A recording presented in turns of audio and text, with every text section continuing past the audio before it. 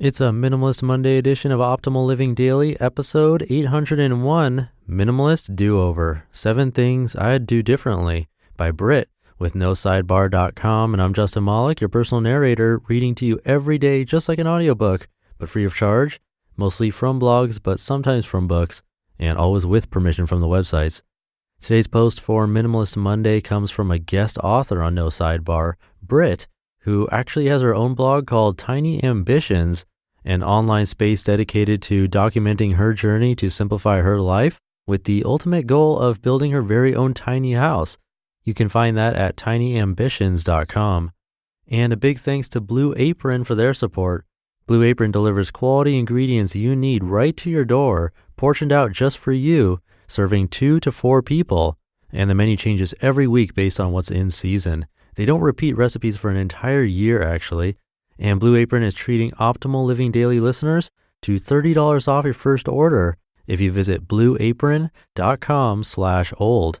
So check out this week's menu and get your $30 off at blueapron.com/OLD. Blue Apron, a better way to cook. For now, let's get right to today's post and start optimizing your life. Minimalist Do-Over, 7 Things I'd Do Differently, by Britt with NoSidebar.com. I've been calling myself a minimalist for almost 5 years. In that time frame, I've purged 75% of my stuff, decluttered my digital and social lives, and made good headway in breaking my compulsive shopping tendencies. But now that I'm 5 years in, I've had the chance to reflect. If I became a minimalist today, there are a few things I would do differently. Number 1, I would have gone slower. After months of reading about minimalism, I finally kickstarted my journey by playing the Minimalist's Mins game. Over the course of a month, I decluttered over 400 things from all areas of my life: clothes, kitchen stuff, books, electronics. But like I've said before, I'm both impatient and a methodical turtle. If I got to go back and do it over again, I'd spread it out over 2 to 3 months. That way, I would have the time to really interrogate what I wanted to keep in my life and what I wanted to pass on to someone else. Minimalism for me is all about making mindful decisions. And I'm sad to say I wasn't very mindful when I first started out. I just wanted everything gone. Which brings me to number 2. Number 2, I would have reused, repurposed, and reclaimed. This is a big one for me. I donated and tossed so much stuff at the beginning of my minimalist journey that I'm certain I missed opportunities to reuse, repurpose, and reclaim items. Riffing off of our next Life's Use It Up challenge, I truly believe we have a responsibility to utilize as much of the stuff we own to the best of our abilities before we minimize it from our lives. Jars from old beauty products can be used for other purposes. I use an old deodorant jar to hold hand cream at work. Unwanted clothing can be given a new life. Think t-shirt quilt. Old books can be turned into a million different useful things. Pinterest is very helpful here. Still, some things just can't be reworked to fit into your life, which is where number 3 comes in. Number 3, I would have chosen to donate the right way. At the beginning of my decluttering journey, I dropped everything off at my local Value Village, a secondhand charity store for non-North Americans. Knowing what I know now about where our stuff actually ends up, I'd be much more particular about where I donate now. These days, I donate beauty products I can't use to Project Beauty Share. And when I do another closet clean out soon, I'm going to take the items to a local women's shelter. I live in Northern Ontario, so winter clothes are at a premium for our homeless population. I'm going to hold on to those items, plus hats, mitts, and blankets, until they are needed again next year. It will take more time and effort to donate this way, but being mindful in this crucial part of my minimalism journey will ensure my unused stuff is better utilized by those who can actually use it. Number 4, I would have told my family sooner.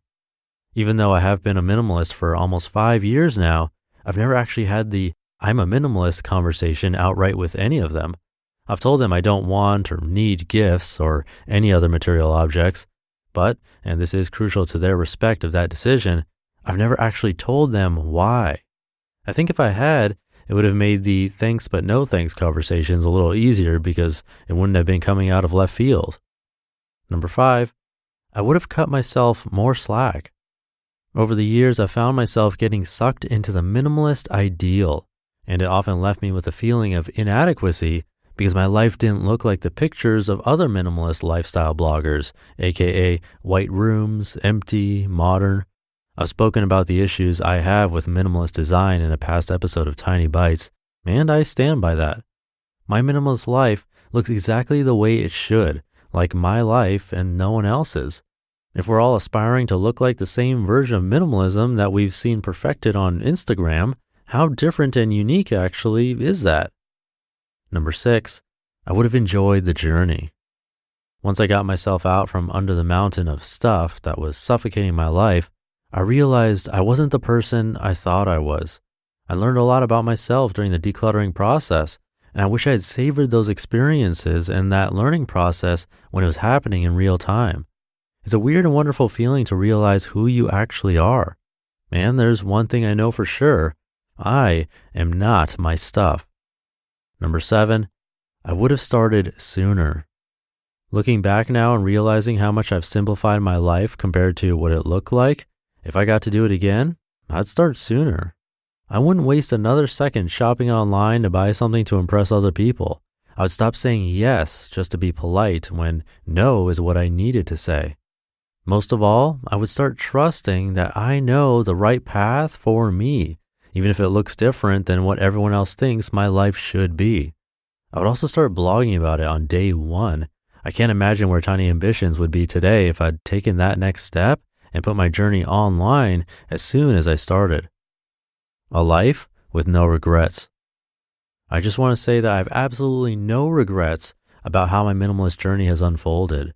Regrets imply that I did something wrong or that I'm ashamed, and nothing could be further from the truth. My journey has been slow, fast, weird, and wonderful, and I'm so glad I've had the opportunity to share it with you.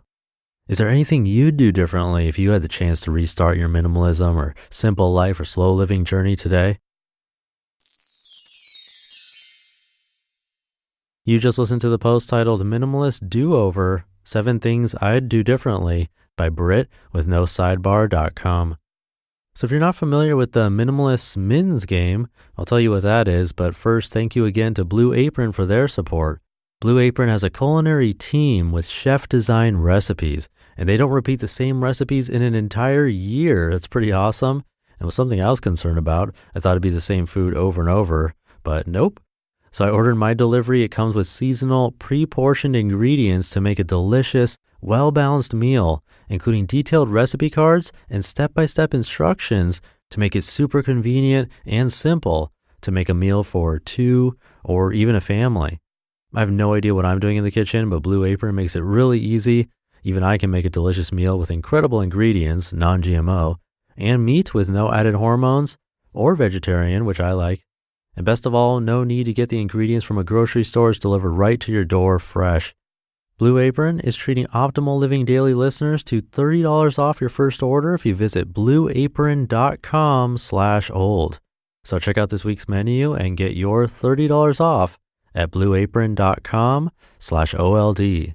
Blue Apron, a better way to cook. So if you haven't heard of the Minimalist Mins game, usually you'll hear about it at the end of the month because it's a challenge that you start on the first of the month. And each day of the month, you get rid of that many items. So on the first of the month, you get rid of just 1 item. On the second day of the month, 2 items, and so on. It gets difficult for sure. It's not easy. That's why they call it a challenge. But you can make it fun and compete to see who lasts the longest, like with a friend or family member, or go it alone and see how long you can do it. If you make it a full month, you'll have gotten rid of around 500 items. So yeah, it's a lot, but try it out, whatever works for you. And I'll leave it there for today. I hope you're having a great start to your week, and I'll see you tomorrow where your optimal life awaits.